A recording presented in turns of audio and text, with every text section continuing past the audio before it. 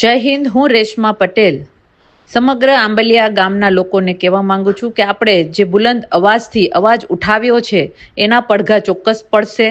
અને ખાસ કરીને મારે તંત્રને એટલું જ કહેવાનું છે કે અમારા આંબલિયા ગામના ચારે બાજુના રોડ રસ્તા સરખા કરી દો. અમે સોશિયલ મીડિયાના માધ્યમથી અવાજ ઉઠાવીએ છીએ.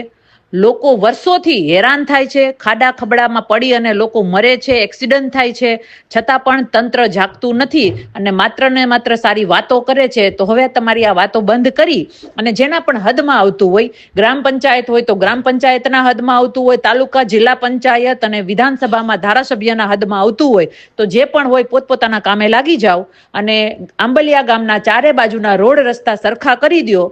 અમે અત્યારે બોલીને તમને કહીએ છીએ, રજૂઆત કરીએ છીએ, એટલામાં માની જાઓ. જો નહીં માનો, તમે કામ નહીં કરો, રોડ રસ્તા સરખા નહીં કરો, ખાડા ખબડાવાળા રોડ રસ્તા હવે અમે નહીં ચલાવીએ, અમે તમારા ભાજપના વિકાસના પૂતળા બનાવીને આ ખાડા ખબડાવાળા રોડ રસ્તા ઉપર ઢહેડશું, વિડીયો બનાવશું અને આખા ગુજરાતમાં ફેલાવશું. એ વાત ચોક્કસ છે.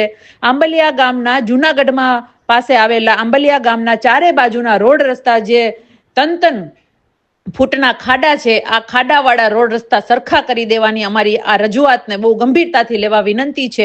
એટલે હવ પોતાના કામે લાગી જાઓ.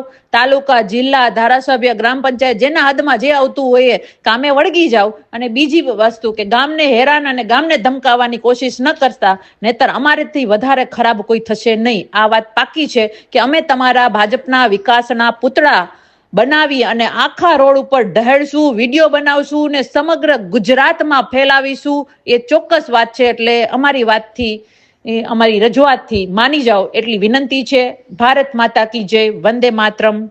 જય હિન્દ.